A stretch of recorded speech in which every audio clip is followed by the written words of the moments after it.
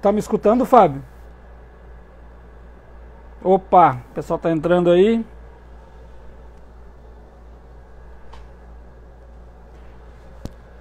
Vamos só esperar o.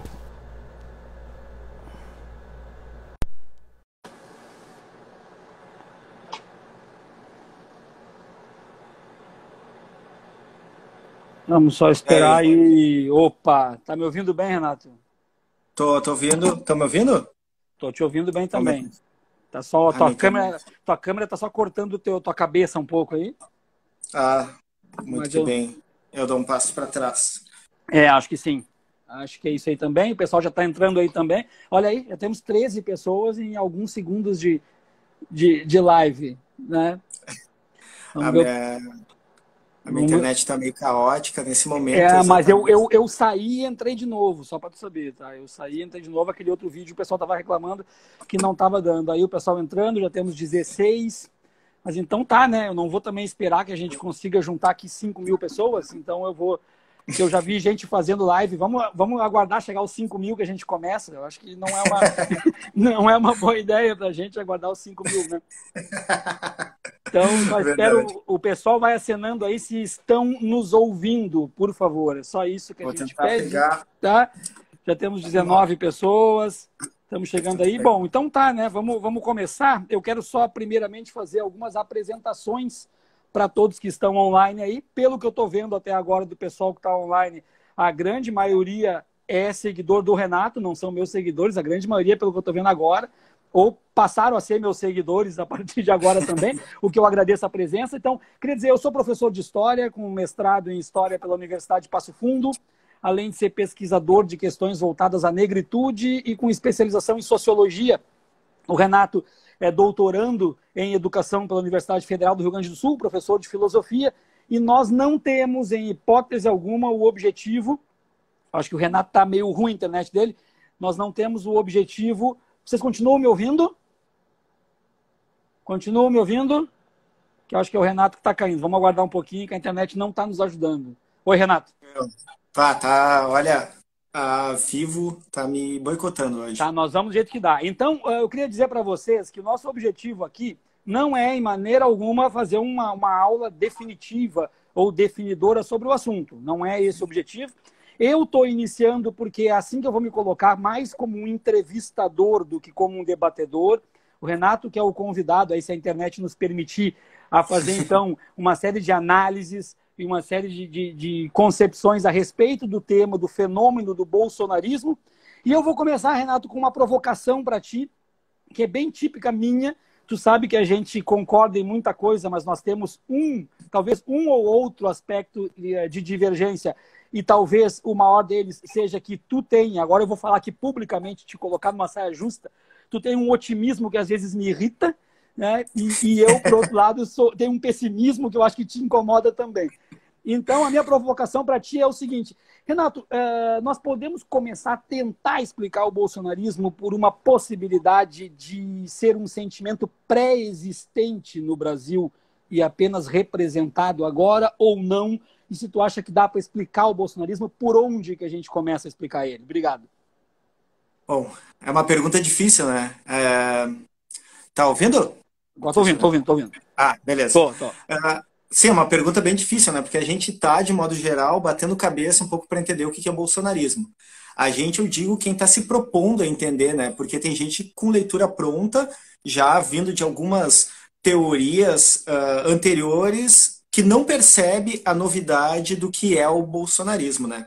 Eu muito me debato, assim, de como entender isso, mas seguindo uma linha do que eu pesquiso, que são os modos de subjetivação, ou seja, o que faz a gente valorar e perceber o mundo de um determinado modo, eu percebo no bolsonarismo uma certa representação de alguns afetos que estavam aí borbulhando, que foram manejados, mas que muitas vezes, e na minha perspectiva, eles estão aquém, ou seja, estão antes da representação racional que a gente faz. Quando o bolsonarista adere ao Bolsonaro, sob minha perspectiva, baseada principalmente na filosofia espinosista, nietzschiana, e aí vindo para Guattari, que é um lacaniano que trabalha com o Deleuze, o bolsonarismo é, antes de tudo, uma adesão, me parece, afetiva do desejo, do ressentimento.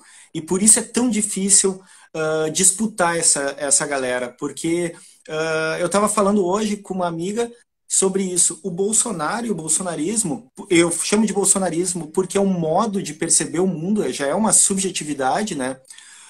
Ele se constitui a partir da negação. O Bolsonaro, como projeto, aquilo que ultrapassa a própria pessoa, ele só se constitui como negação. Ele é o que não é o PT, ele é o que não é o corrupto, ele não é várias coisas. Mas ele não consegue ser pura afirmação que não seja relacional.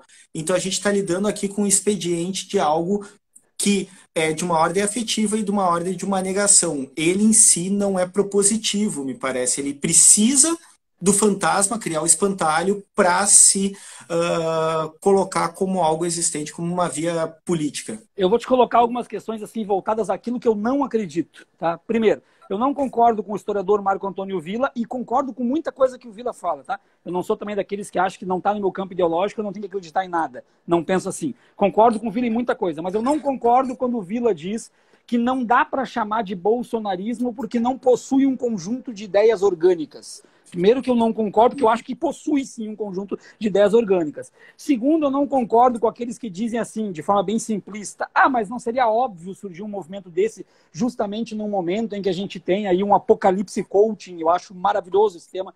Né? Por que eu não concordo com isso? Porque ele não é um movimento inédito. Eu, enquanto historiador, não posso deixar de trazer que ele não é um movimento inédito. Nós temos movimentos similares ao longo da história, como o bolsonarismo. Mas a próxima provocação que eu faço para ti é assim, eu criei uma esteira, tá? Vamos dizer assim, que o bolsonarismo, para mim, ele está surfando numa esteira. E eu vou colocar para ti agora qual é essa esteira que eu criei. E eu quero que tu enfim, divirja ou concorde comigo daquilo que eu coloquei na esteira. De repente, tu coloca até mais coisa em cima dessa esteira, tá? Mas eu coloquei na esteira assim, perda de credibilidade das instituições, ineficácia da direita clássica e da centro-direita enquanto alternativa eleitoral, fake news, pós-verdade, vontade de verdade que eu botei para te provocar mesmo, descrença da população com poder constituído e escândalos recentes da própria esquerda brasileira. Então eu entendo que o bolsonarismo surfa nessa esteira, surfa nessa onda e eu queria te ouvir. Uhum. Sim, tem uma série de elementos que me parece que não são exatamente novos, mas com alguns elementos sim que são um pouco do nosso tempo histórico, assim. E o próprio arranjo do bolsonarismo, ele parece que justapõe uma série de planos que não são estritamente originais. No sentido, ele ao mesmo tempo, ele está trazendo uma retórica extremamente violenta, de um certo revisionismo da ditadura militar, etc. Isso apela muito para o pessoal. Ao mesmo tempo, eu acho que tem um elemento que é a restituição de um mundo simples dividido em dois, quase uma maquineísmo, assim, simplista de esses são os bons, esses são os ruins. A gente vê, considerando o pensamento ocidental do século XX, o século XXI principalmente, a gente vê ruir as grandes narrativas explicativas do mundo. Então, aquelas narrativas que tendiam a decodificar, ou seja, significar todo o real, elas começam a ser questionadas, seja a narrativa religiosa, no Ocidente a gente vai ter que considerar o cristianismo, mas o próprio marxismo, dentro de uma visão mais ortodoxa, que tendia a ler todas as relações a partir da teoria. Isso dá uma brecha para um mundo múltiplo de diferenças, enfim, de várias perspectivas. O que me parece que é um expediente afetivo que o pessoal acaba aderindo ao Bolsonaro é que ele é simplista.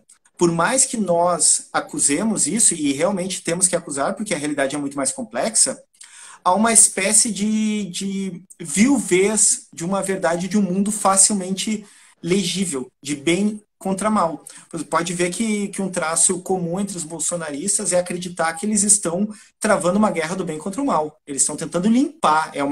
E aí se adequa muito ao projeto estético de higienização do nazismo nesse sentido, porque é uma sensação de pertencimento a um movimento de limpeza ética, não étnica, por enquanto não abertamente, uma limpeza ética do Brasil. Agora, a gente tem uma série de elementos novos. Eu estava lendo um estudo de 2017 que trata da questão da eleição do Trump. Em 2017, nós já tínhamos 52% do tráfego da internet feito por robôs. Isso em 2017. Antes, eles até apontam nesse estudo que haverá eleições no Brasil. Mal sabíamos nós que seríamos engolidos por isso. Então, tu tem um novo cenário, tu tem, mundialmente falando, uma articulação de uma nova direita, principalmente o tubo de ensaio mesmo. Parece ser a eleição do Trump em 2016.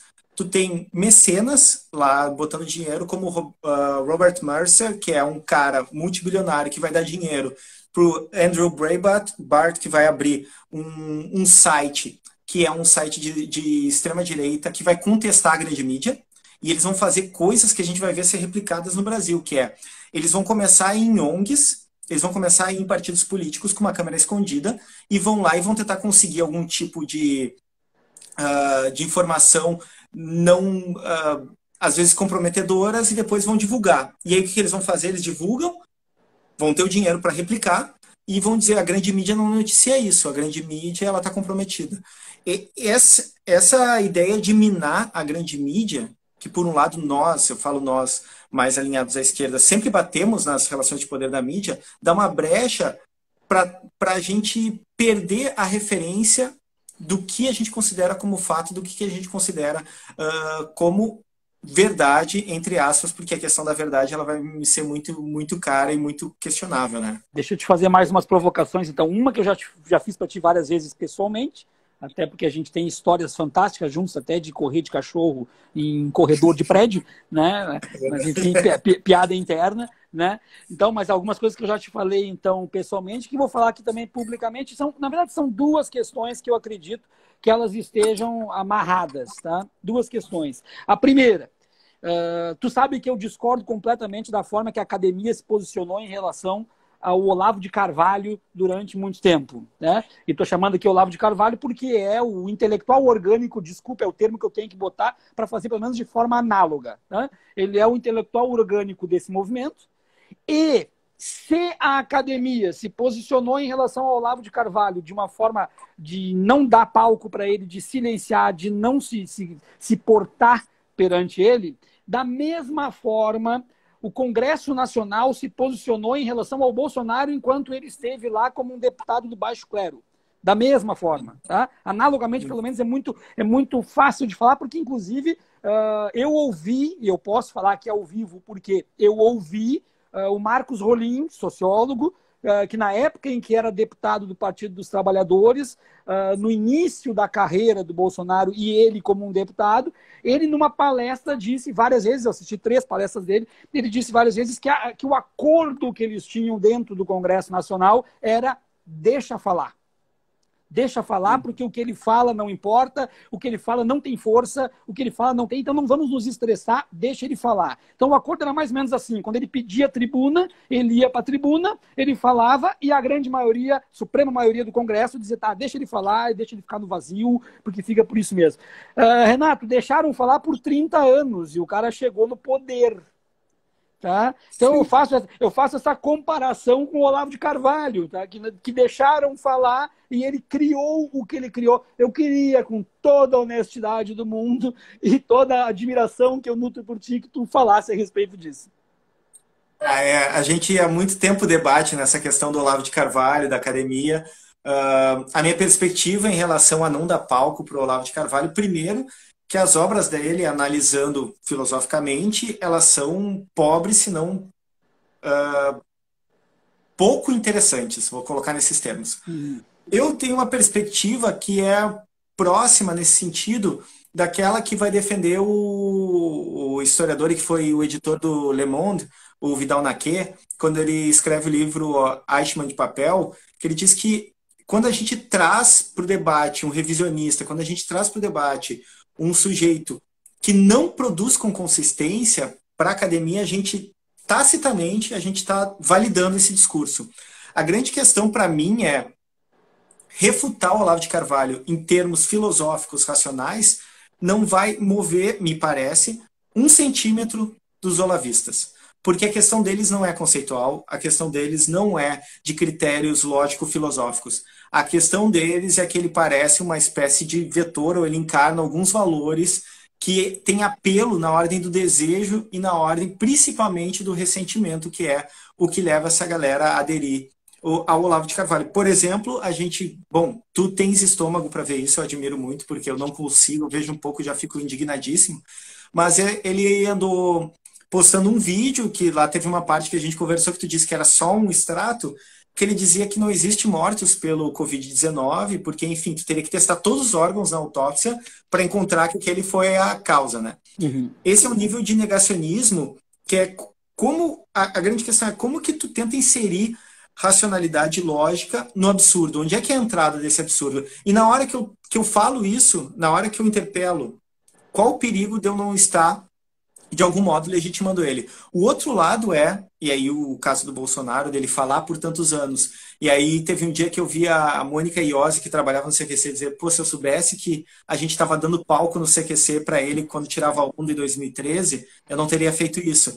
Porque esse discurso ele começou a circular, né? E aí ele tem um perigo, assim, quem chama muito a atenção para a questão do discurso, obviamente vou referenciar o Foucault ele diz, pô, mas que coisa é essa o discurso que ele parece tão inofensivo, mas ele é tão vigiado, ele é tão potente. Ele é um bloco tático de poder. Como define o Foucault em Microfísica do Poder, é um bloco tático de poder. O discurso do Bolsonaro, ele entraria naquilo que um filósofo da analítica, o Karl Popper, ele diria o paradoxo da tolerância. A gente não pode tolerar um discurso que circule, que propõe exatamente o fim da própria tolerância de que ele possa dizer. Ou seja, eu não posso, por exemplo, permitir como válido um discurso neonazista, porque se ele começa a circular e ele ganha adesão, ele coloca no horizonte o fim da própria possibilidade do discurso neonazista ser proferido. O Bolsonaro ele teve esse palco por muito tempo, só que a gente tem uma articulação que é diferente, e eu acho que isso que é notável. O Bolsonaro ele também é produto de determinadas técnicas de poder e de determinado momento histórico. Porque em 2013, aquelas páginas, principalmente, já falaram aqui nos comentários, MBL, mas uma série de páginas que propagavam o impeachment da Dilma, várias delas foram migrando para propagandas do Bolsonaro, através de memes, principalmente através de memes, porque é uma linguagem que foi principalmente potencializada nessa nova articulação do que nos Estados Unidos vão chamar de alt-right, ou alternative right, a direita alternativa, que eles se dão conta que com esse esfacelamento da noção de verdade, de um certo, vou chamar de um certo campo cognitivo compartilhado, que a gente presumia que as pessoas teriam, ou seja, de assumir que determinadas coisas são evidentemente certas ou erradas, ou enfim, que temos critérios para validar uma coisa ou não, que a gente viu que não tem, eles se deram conta que haveria uma possibilidade nessa ruína de credibilidade da mídia, nesse borramento do que é verdade e do que é falsidade, de operar por memes, por imagens que carregam esse pequeno bloco tático, que o meme nada mais é do que uma imagem que carrega um discurso, pode ser ele escrito ou não. Sim, então, sim. Fazer circular através de um certo humor, etc., mas apelando sempre para determinados afetos, para conseguir capturar. Então, eu acho que, por um lado, o Olavo de Carvalho ele nunca deveria ser legitimado na academia, porque ele, primeiro, que ele não tem que ter essa legitimidade, porque ele não produziu o suficiente para isso, ou com consistência, e também a refutação dele não atingiria, me parece, os olavistas, e, por outro lado, o Bolsonaro não poderia ter tido esse palco, esse palanque, mesmo para ser ridicularizado, como foi o caso do CQC.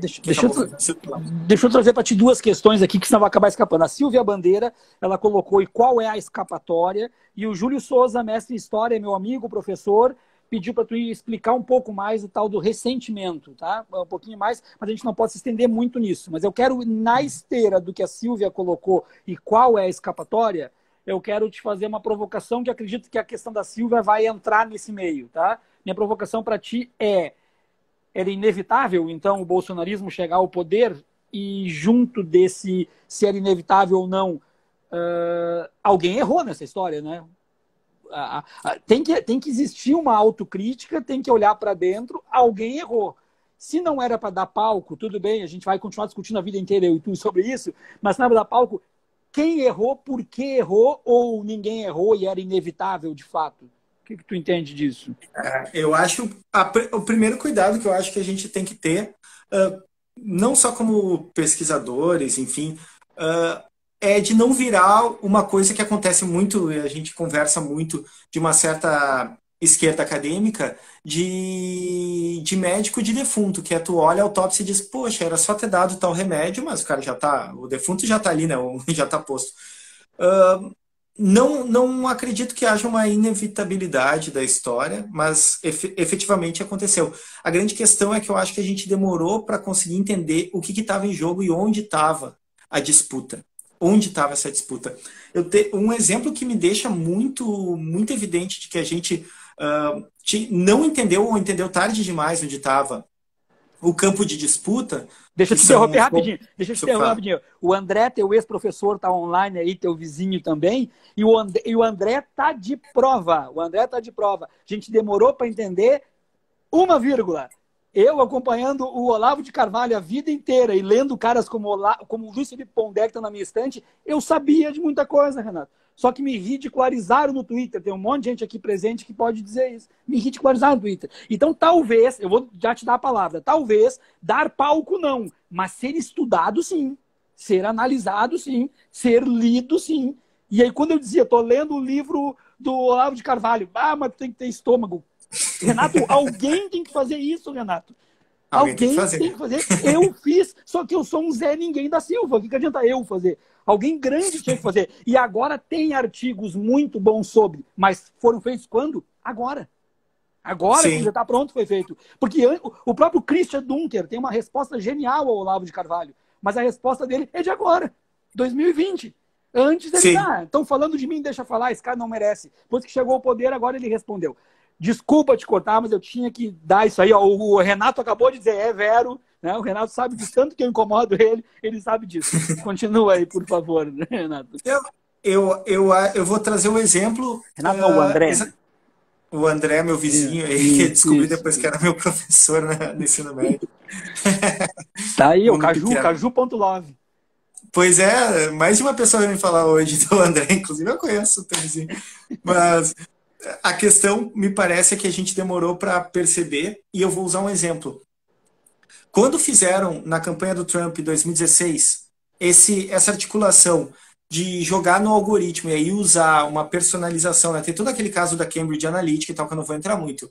Eles pegaram muito na moralidade, porque o estadunidense, assim como o brasileiro, ele é muito ligado na moralidade, e atacaram a Hillary Clinton e acabaram minando a campanha dela. Eles foram fazer isso, um grupo que prestou serviços para essa nova direita que trabalhou para o Trump, foi fazer isso na campanha presidencial da França, para tentar com que o Macron não ganhasse.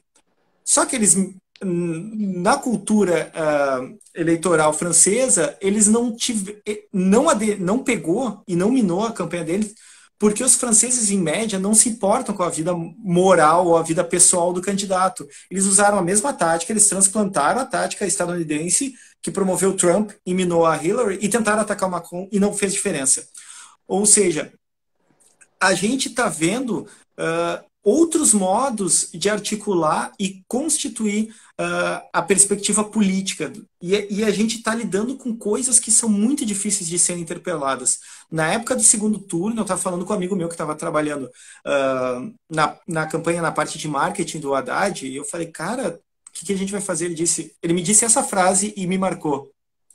Como tu consegue lidar ou disputar com uma madeira de piroca que as pessoas acreditam? Como tu disputa com uma coisa tão absurda quanto essa? Até tu explicar, e aí vem uma das coisas que eu estava falando hoje, mais cedo com o meu amigo, com o Xota, que deve estar aí, meu melhor amigo. Como é que é o endereço dele? Agora tá iso.tom aí. Tá aqui, tá online. Tá online. Que é a esquerda e nós, a gente ficou batendo cabeça tanto que a gente virou puramente expediente do reativo, ou seja, a nova direita ela dominou o palco político e a gente fica respondendo. A gente não consegue propor, porque o tempo todo eles estão dominando a pauta, eles estão direcionando. E é muito difícil a gente romper esse ciclo. Primeiro, porque a gente não tem os meios, ainda não entendeu direito como usa, a gente não tem dinheiro para isso. E outro ponto é que a gente, como um espectro político, a gente é altamente destrutivo, autodestrutivo, né? A gente fica brigando ainda por verdade, e aí tocando no ponto lá, a vontade de verdade, de única leitura possível do mundo, enquanto isso, mesmo a direita disputando intestinalmente entre si, lá tem o Frota brigando, daí tem o Maia, eles têm um projeto. A gente não tem mais um projeto propositivo. E a gente está ainda, me parece, perdido, porque muitas peças do tabuleiro político se moveram e são outras. Então, a gente está disputando com coisas que a gente está começando a entender, me parece. Então, eu falei outro dia para ti, eu não tenho estômago para ler o Olavo de Carvalho, mas a gente precisa de gente lendo isso, a gente Obrigado. precisa de gente fazendo meme, a gente precisa de gente fazendo vídeo no YouTube, porque esses lugares que eles estão disputando, eu tive um choque há uns 2 anos, que eu fui procurar um vídeo para passar na aula, eu sou professor de escola municipal, né? E sobre o nazismo. E as primeiras 4 páginas do YouTube era nazismo é de esquerda. Fiquei, meu Deus do céu, os caras dominaram o algoritmo inteiro, só tem essa gente. E meus alunos vão entrar lá e vão ver isso, porque eles falam, eles vinham lá com os tal do Nando, sei lá o quê, falar, porque ele falou que o professor comunista diz que é A e não é B. A gente tem que disputar esse lugar, sabe? Mas tu vê, por exemplo, o Catani, Fábio Catani, meu amigo professor do cursinho Mótola, grande professor de história, acabou de colocar que, enquanto isso, muitos intelectuais de esquerda permanecem no embate trotskista e stalinista. Inclusive, a gente tem um retorno de Stalin agora, né? Muito forte para dentro do debate, dentro da discussão. Mas eu quero, de novo, fazer aqui uma digressão ou te cortar, mas aqui a gente tem que ser dinâmico mesmo, porque o tempo até é pouco, para te trazer uma questão assim, ó. Eu não quero aqui me aprofundar em questões distópicas, até porque a live da semana que vem eu vou trazer alguém aqui para discutir a questão da ficção, da distopia, numa comparação com a realidade. Já estou dando aqui um spoiler para o pessoal. Mas assim, se a gente pegar o clássico do Orwell, 1984, escrito lá em 1948, quando ele estava quase morrendo por tuberculose e tudo mais, o Orwell coloca lá, então, a nova língua. Ele traz, então, como uma forma de controle de massa e controle por parte dos grupos opressores e totalitaristas, a questão, então, do controle da linguagem. Isso gerou, como todas as distopias clássicas, uma série de outras distopias. Inclusive, tem um livro, um filme maravilhoso, que é para adolescente, mas é maravilhoso, que é O Doador de Memórias. Esse filme, ele é, então, inspirado um pouco no Huxley, um pouco no Orwell, um pouco no Zamiati, um pouco no Bradbury, então, nos clássicos da distopia, e ele traz a precisão da linguagem como, então, a sua versão do Nova Língua do Orwell. Por que eu vou fazer isso? Porque agora há pouco aqui o Hélio fez um comentário onde o Hélio trouxe a questão também do politicamente correto, que ele foi num dentista e o dentista disse para ele que votaria no Bolsonaro justamente por causa do politicamente correto e tudo mais. Isso é uma questão que a gente vem também em boxe, eu e tu discutindo há um bom tempo, que eu discuto muito com o Catani também, que fez essa contribuição aqui, que eu discuto com o André, teu ex-professor, e com mais outras pessoas também que estão por aqui, inclusive. O politicamente correto, Renato, a gente teria que chegar em algum momento e dizer, gente, nós ultrapassamos o limite. Porque o politicamente correto, quando surge, ele surge de uma forma consistente e de uma forma legítima. Sim, adaptar, ajustar um linguajar, uma linguística que não tenha uma linguagem escravizada, só para levar um tema, então um termo do Mário Maestre e da Florence Carbone, da URGS, que tem um livro maravilhoso chamado A Linguagem Escravizada. Para não ter essa linguagem escravizada. Só que chegou um ponto que a gente ultrapassou os limites. Tudo tornou-se politicamente correto. E isso, de certa forma, foi incomodando toda uma galera com uma postura refratária ao progressismo, onde ficou difícil. Eles até aceitavam o preconceituoso, genuíno, esse cara que eu coloquei no início para ti, que talvez seja o bolsonarista pré-existente, esse cara ele até aceitava ter que conviver com aquelas coisas que ele não gosta, conviver com LGBTs, conviver com negros em espaços de poder, conviver com mulheres em espaços de poder, tudo ele aceitava. Só que quando tu começou a dizer para ele que ele não pode falar mais nada, porque se ele falar é errado, se ele falar é proibido, isso começou a sufocar ele, ele passou a ver uma solução, e aí, de repente, eu não estou querendo ser simplista na análise, até porque eu vou largar para ti a bomba, mas, de repente, ele viu um candidato, um representante, que fala tudo isso que ele quer falar, e o politicamente correto não deixa ele falar. Não deixa. E o cara fala, bom, se esse cara for pro poder, então eu vou poder falar. Tanto é que logo que ele chegou no poder, eu ouvi de 3 pessoas com formação superior fazerem piadas para mim e depois dizer assim, professor, não olha para mim porque agora é Bolsonaro, agora pode. Isso eu vi imediatamente após. Então eu queria que tu falasse um pouquinho sobre essa questão do politicamente correto, onde que se errou, onde que não se errou, o simbolismo da linguagem, o poder da linguagem e o que isso amarra todo esse nosso saco de porcaria que está por aí. Bom, eu vou citar rapidamente, fazer um caminho bem curto. Primeiro, Angela Nagel, que é uma feminista estadunidense que estudou esses fóruns, esses 4chan, que vão acabar aderindo ao trumpismo, né? Essa piazada que é uma coisa que me toca muito, assim, por que a piazada vai acabar lá? Uma das coisas, ela como uma pensadora feminista que trabalha com tecnologia, ela diz, bom, a gente virou uma esquerda tão acusatória que a gente apontou tanto o dedo que essa piazada, quando via assim, falava um termo errado, ou enfim, acabava demonstrando preconceito, a coisa que a esquerda fazia era o escracho, era apontar o dedo e dizer, tu tá errado, tu é o escroto, tu é não sei o quê.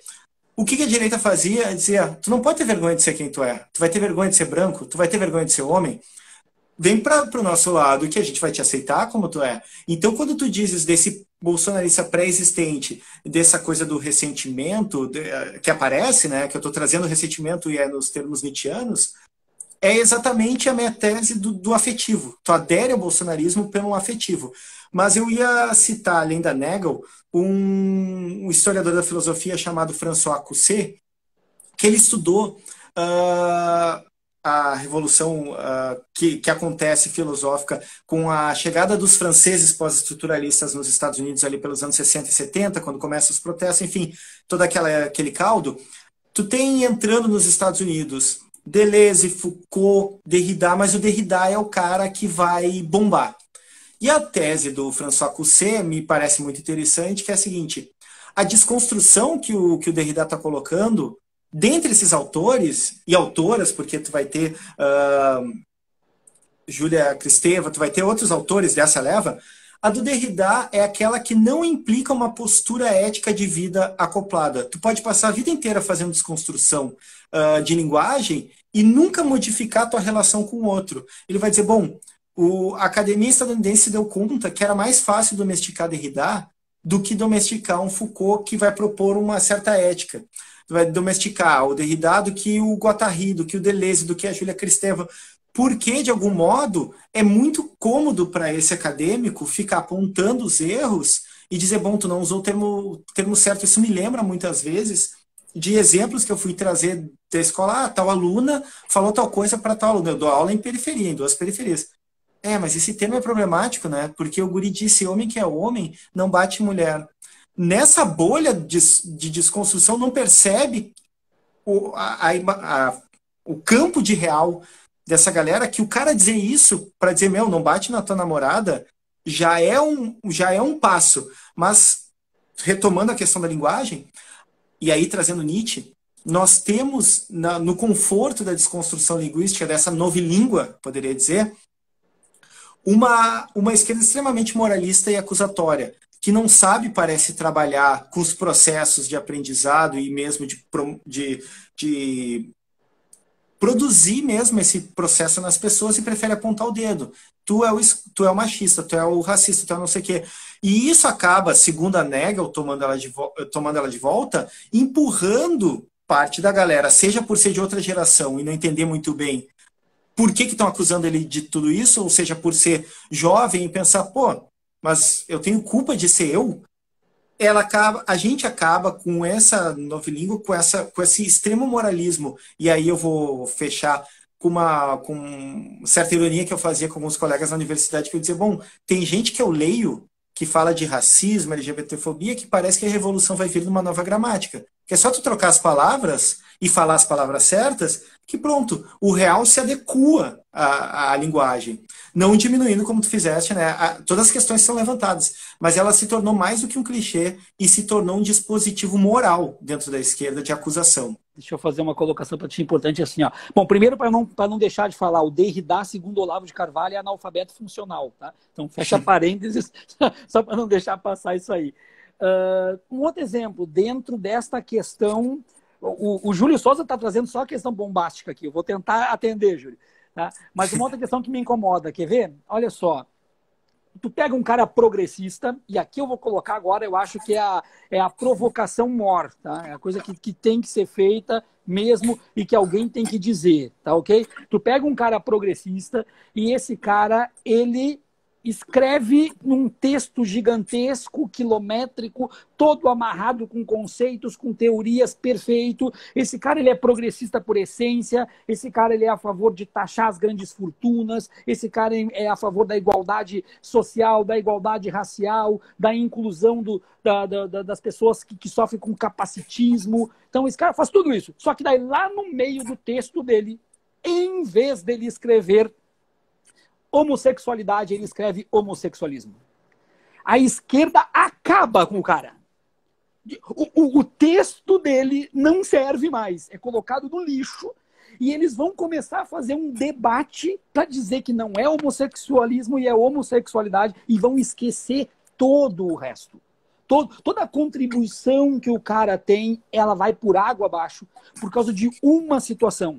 Isso, Renato, não acontece de forma avulsa. Isso acontece a todo momento, porque parece que, primeiro, tu tem que ter toda uma doutrina de ordem quase que militar para ajustar o teu discurso com as palavras certas, com as linguagens certas, que não deixa de ser a nova língua progressista. Não deixa de ser, lá o que o Orwell já gritou, porque senão todo o resto do conteúdo e do contexto não serve. Onde é que eu quero chegar com esse comentário para ti? É que esse cara, eu estou falando numa situação que ele é um progressista por natureza. Mas e o cara que não é um progressista por natureza? O cara que é apenas um cara que tem ideias boas, ideias ajustadas, que se coloca num centro-direita ou centro-esquerda, de repente ele começa a tomar porrada do progressismo por causa das palavras que ele usa. Esse cara está muito mais propício, não sei o que tu entende a respeito, a cair para o outro lado. Para o lado aquele que não está tolindo ele, que não está castrando ele, que não está proibindo ele de colocar as coisas como ele acha que deve colocar. E para amarrar aqui, antes de passar para ti, eu queria dizer que o politicamente correto, ele tem que ser debatido e ele tem que ser discutido na esfera dos exageros que ele passou a cometer. Porque ele passou a tirar a legitimidade do debate de muita gente, inclusive quando lançam mão de memes, como tu é um cara que lança muito mão de memes, onde começam a discutir politicamente dentro do meme, aquilo ali não pode, porque aquilo ali é debochado e tudo mais. Enquanto isso, nós temos alguns representantes do campo progressista, não vou aqui citar nomes, porque o cidadão já entrou no meu vídeo, no canal do YouTube, lá e me chamou de tudo que é coisa, basta entrar no meu canal e vão ver de quem que eu estou falando, de um pseudo-intelectual da esquerda, tá? Que tu sabe quem é, eu não vou dizer que é o Paulo Giraldelli de jeito nenhum, tá? Então, aí o cara começa, o cara escreve um livro, ele escreve um livro onde, olha só, o livro dele, se tu ler o livro dele, o último que ele lançou, tá? A Filosofia Explica o Bolsonaro, tá? O último, se tu ler o livro dele sem saber quem ele é, vamos dizer que tu é um cara que mora em outro canto do planeta, pegou o livro do cara traduzido para ler, não sabe, tu acha que o livro dele é perfeito e que ele é um cara com todas as concepções e valores de uma esquerda progressista, esse cara é maravilhoso.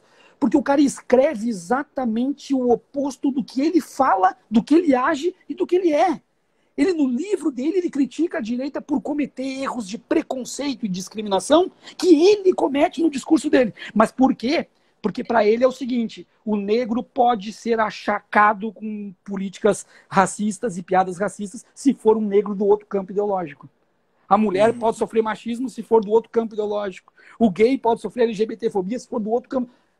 Aí é um relativismo, parece, dentro do próprio discurso daquele que se entende como puritano e que se entende como alguém que toca as regras de como que a gente deve proceder, caminhar, discursar e tudo mais. Bom, eu coloquei isso aqui numa panela de pressão, eu fecho agora e atiro para ti. Bom, há pouco tempo eu estava me estressando com a tal da central de cancelamento, né? que é o produto de um certo momento histórico de uma esquerda moralista, que eu acho que entra aí nesse... que estavam cancelando o Drauzio Varela e depois estavam cancelando o Átila Yamarino, que possivelmente são duas figuras que têm penetração no outro campo político, inclusive no campo político bolsonarista, que eu trato na minha pesquisa como uma espécie de subjetividade fascista, porque tem uma série de elementos que não é o que vai ser discutido aqui necessariamente, mas eu encontro ali. Eu lembro muito de um caso que a rainha Catarina da Suécia disse para o Descartes uma vez, olhando a teoria dele, disse: bom, o papel aceita tudo. O papel aceita tudo. Agora, o critério, e eu acho que isso se perdeu, eu vou retomar de uma escola filosófica que eu gosto muito, que são os cínicos, que é lá do século III, antes da Era Comum, e vai ali até o começo do século I, II, no Império Romano. Eles diziam que qualquer palavra dita que não esteja vinculada ao modo de existir no mundo, ao modo de agir, vale tanto quanto um peido, que é uma modulação de arco e façon. E a gente tem, porque é confortável, porque tu pode ser o intelectual, como se a gente ainda tivesse no final do século XIX, onde tu precisa de intelectuais disputando no campo teórico, enquanto tu precisa dos caras na fábrica lá, fazendo a movimentação entre os operários, como se legitimassem eles, fazendo todo um discurso e tendo uma relação que é exatamente a contraparte espelhada daquilo que ele critica. Esse autor que tu está falando, para mim, ele é exatamente o espelho invertido do olavismo, basicamente. Mas, ele mas é o nome do meu áudio, meu vídeo no meu canal. Não lembrava. O nome do meu vídeo é Olavismo à Esquerda. É o título do meu vídeo, que foi o que incomodou tanta gente. E aí retoma o que é o ponto da minha pesquisa, que isso é um modo de subjetivação, é um modo de perceber o mundo, de se relacionar ao mundo, que se tu tirar o conteúdo, que eles em tese são contrários, os modos de perceber e de colocar as relações e a perspectiva de mundo, elas são análogas. Elas simplesmente trocam. Quando um tema muito, muito polêmico na esquerda, que eu trago muito, e que eu advogo, é a noção de microfascismo, né? Tu tem o fascismo de Estado, que ele é aparelhado, mas tu tem o microfascismo, que são essas estruturas fascistas na nossa subjetividade, de objetificação do outro, de negação do outro, de subjugação, enfim. A gente tem fascistas pintados de vermelho. Tu vai lá e olha o cara totalmente de esquerda, toda uma indumentária, uma estética, um discurso, mas cujas atitudes e o modo de propor como se veja o mundo, eles são análogos, eles são exatamente a contraparte. Então a gente tem como reflexo, me parece que é um grande, usando uma expressão que o pessoal da filosofia tem um tesão por alemão, que é o Zeitgeist, que é o espírito do tempo, é essa central de cancelamento na internet, assim. Porque para mim há uma quebra quando eu vejo assim alguém falar numa comunidade assim: eu não tenho problema com o viado, cada um que vive a sua vida. Se pegar isso e escrever e botar na internet, eu vou dizer assim: ah, mas ele é machista, ele chama de viado. Sim, num certo espectro mas a gente está falando aqui, ó, de uma realidade que a gente não tem nem esse... Isso aqui é um progresso, nesse contexto. E eu acho que a gente padece muito disso, e por isso que uma das coisas que a gente compartilha é uma certa briga com uma esquerda academicista, moralista, e é a canceladora, né? É essa que vai cancelar. Eles preferem cancelar o Drauzio, que traz um pouco de bom senso para um público bolsonarista também, que acaba vendo e gostando, prefere cancelar a carteirinha dele porque ele não é ultra-revolucionário, que segue os meus valores de esquerda, que muitas vezes são bem datados. Né? O Júlio Souza trouxe agora mais uma. Eu vou ter que responder pelo menos uma do Júlio, tá? Porque ele está fazendo bastante questões. E eu vou jogar para ti a questão dele, porque é uma questão complicada. Qual é o papel do neopentecostalismo nisso tudo? É uma boa pergunta. Hoje mesmo eu estava falando com uma amiga, não sei se ela está aí, uma amiga carioca, Emanuele, que ela veio de uma família evangélica, neopentecostal. Ela tem as crenças dela, enfim. Ela brigou com boa parte da família, que a família virou bolsonarista, e tu tem um evidente choque entre o discurso, se tu fores ler a Bíblia. Eu, como sou judeu, eu li a Torá, então eu pego a primeira parte, mas eu pego a parte moral, que é a do Levítico. Tu tem e um pouco de conhecimento do Novo Testamento, tu vê que é uma quebra entre o discurso do que é aquilo que é defendido ali de moralidade e ética, o que é defendido por Jesus, inclusive, e o que representa o bolsonarismo, né? Só que tu tá lidando no extrato afetivo, né? Eu acho que, e essa é uma coisa que eu tenho feito comigo mesmo, de tentar desconstruir essa questão, porque tu vê como base do bolsonarismo as grandes igrejas neopentecostais. Ao mesmo tempo, é um grupo que a gente não pode deixar de disputar. É um grupo que a gente não pode negligenciar como a gente fez. E eu falo a gente, a esquerda fez. A gente foi lá e apontou e disse, olha que absurdo que estão fazendo, mas a gente esqueceu como dialoga. E para mim, o grande legado daquele movimento Ele Não, que foi uma coisa meio desesperada, porque, enfim, guardando aí as críticas o que foi a campanha do PT e botar o Haddad ali, enfim, que não ajudou em nada, mas o Ele Não, ele me pareceu algo interessante, respondendo lá atrás alguém, eu esqueci o nome, perguntou qual é a alternativa. Uma delas foi que o Ele Não se propôs. Primeiro, concatenar um grande grupo humano que não necessariamente vota no PT ou no PSOL, que percebe um perigo nesse discurso e nessa prática de governo do Bolsonaro e se propor a conversar com as pessoas. Eu sei que tem muita gente que não é disputável, eu passo raiva o tempo todo na internet com gente, eu tento conversar e às vezes parece que tu tá dando um soco numa parede, não adianta, não tem critério, porque a gente perdeu esse campo cognitivo compartilhado, que eu vou dizer assim, mas valores mínimos de racionalidade, de lógica, de cientificismo foram perdidos, eles ruíram, junto com essa descrença na grande mídia, bom, tudo é meio conspiratório, tudo pode.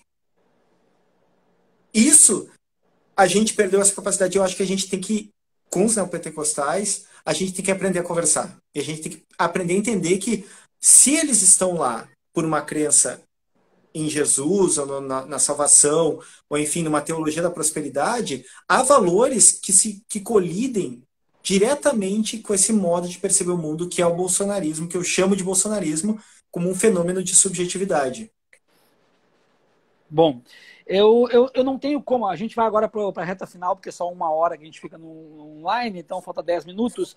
Eu não tenho como não entrar no tema da pandemia. A gente precisa, de alguma forma, falar sobre a pandemia, sobre a quarentena, sobre o que está acontecendo. E aí eu quero trazer, então, para ti a provocação para que tu busque alguma explicação no campo da filosofia sobre as últimas movimentações, sobre as últimas imagens, os últimos vídeos que nós temos, porque eu, no campo da história, e tenho aqui alguns colegas da história que estão online também, eu não consigo nem pensar na possibilidade de um AI-5, de maneira alguma, e nem precisa ser historiador para não querer pensar numa possibilidade de um AI-5, que foi, de todos os atos, aquele que mais restringiu, aquele mais radical em relação às liberdades sociais e liberdades humanas. Então, não tem como eu fazer esse tipo de coisa.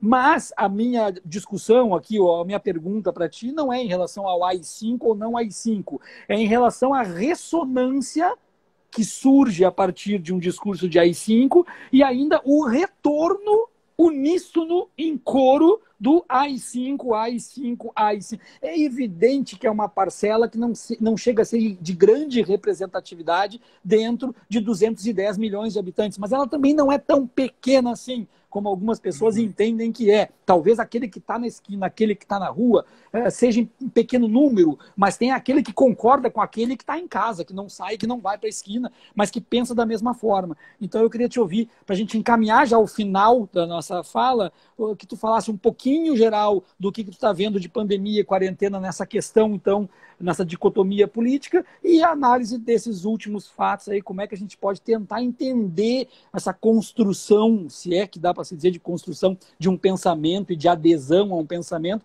que daqui a pouco diz, eu vou para a rua porque se ele falar que eu vou mesmo que eu morra, eu quero AI-5, e aí a gente não consegue entender de onde que parte isso. É bem complicado, né? Que a gente tem todo domingo é um dia que se passa raiva no Brasil, né? Qualquer pessoa com um mínimo de racionalidade e apreço por qualquer noção de ciência. Todo domingo a gente tem vídeos novos. Hoje foi uma seleção de coisas, a gente até se mandou alguns, né? E aí me coloca naquele limiar na nossa divisão, digamos assim, de perspectiva, tu numa visão mais pessimista, e eu não diria otimista, mas eu adoto aquela coisa que é repetida por Gramsci, mas é do pensamento grego, que é o pessimismo na razão, no pensamento, e o otimismo na vontade, né? A gente tem, toda vez que eu vejo isso, eu me coloco a pergunta fundamental da ética do Spinoza, que foi escrita há, vamos ver quantos séculos, pelo menos 4 séculos. Bom, eu sou ruim em matemática, não, eu sou de humanas, me perdoem. Que é, por que que o ser humano luta pela sua servidão como se fosse pela sua liberdade, como se fosse pela sua libertação? Há um expediente afetivo, e aí está a nossa dificuldade em lidar com o bolsonarismo, e por isso que eu coloco ele num certo espectro de tipo de fascismo como estrutura subjetiva. Nada adere como crítica, porque ele é refratário. Tudo que der errado com o Bolsonaro, para o bolsonarista, é culpa do STF, é culpa do Maia, é culpa do não sei quem, nada adere. E aí, o que me parece que é essa história do AI-5? Um discurso, ele vai tendo ressonância, porque um discurso, ele incide sobre o modo que a gente percebe e coloca a questão do mundo. Se tu vê um filme lá e acha uma porcaria, e aí vem alguém e diz, tá, mas tu viu que tal parte seria uma referência, por exemplo, vendo aquele filme O Poço, que eu gostei bastante, por mais óbvio que possa parecer. Viu que tal parte ali descendo pode ser, sei lá, as profundezas do egoísmo humano. Quanto menos coisa tem, mais a gente se torna irracional, etc. Esse discurso, ele dispara em mim um campo de visibilidade que até então não estava posto. Toda vez que vem o AI-5 e que é endossado, e hoje a Aline está dizendo, minha ex-colega do Rincão disse que o Bolsonaro falou pró a intervenção militar, tu vai colocando para circular esse modo de perceber. E como ele aposta tudo nesse simplismo de um mundo dividido entre bom e mal, uma cruzada quase santa, numa coisa jihadista, assim, de vamos limpar a nação, tu começa a formar e tu começa a fazer circular, e esse é o grande perigo, e aí volto para o paradoxo da tolerância do Popper, isso volta a circular e isso vai formando campos de visibilidade, e isso, de algum modo, subjetivo, ou seja, forma perspectiva e valor sobre o mundo. Renato, temos que encerrar. Eu quero pedir que tu faça a indicação de um livro e justifique em 30 segundos a indicação desse livro. Ah, me pegou no contrapé. Eu não avisei, eu não combinei e foi de propósito. Bom, vamos pensar num livro. Eu acho que um livro, sendo polêmica ou não, eu acho que o livro escrito há pouco pela Rosane Pinheiro Machado, Amanhã Vai Ser Maior, com todo o otimismo, com todas as críticas possíveis, ela tem uma coisa muito interessante. Ela foi para campo, ela foi aqui em Porto Alegre pesquisar o bolsonarismo nas periferias. E eu acho que, por mais que a gente discorde, eu discordo de vários encaminhamentos que ela dá, ela tem um material ali para a gente entender todo esse extrato afetivo de formação de subjetividade no lugar que está sendo mais atingido e que está sendo mais vulnerabilizado pelo bolsonarismo, que é a periferia, como que se forma, e talvez nos dê algum indicativo, algum caminho para que a gente possa disputar. E eu volto, conseguir conversar com quem é possível conversar, saber criar pontes, mesmo que a gente esteja lidando com uma subjetividade extremamente fascistizada, ou seja, muitas vezes a gente vai dar soco em parede e vai passar raiva. E eu recomendo, então, esse livro aqui, um clássico, Discurso da Servidão Voluntária, século XVI, Etienne de La Boétie, que escreveu esse livro com 19 anos. E a minha recomendação é justamente porque ele traz nesse livro o porquê que nós gostamos e buscamos sermos mandados por um homem, por uma pessoa, e escreve no século XVI, lá quando tinha seus 19 anos, Michel de Montaigne, que publica depois da morte do La Boétie, porque eles eram amigos. Gente, agradeço para todo mundo pela parceria, ficamos oscilando entre 30 e 40 pessoas aqui, então eu acho que nós precisamos continuar mantendo esses espaços. Agradeço ao Renato e semana que vem a gente vai fazer outra live. Valeu, gente, brigadão. Tchau, tchau. Valeu, tchau.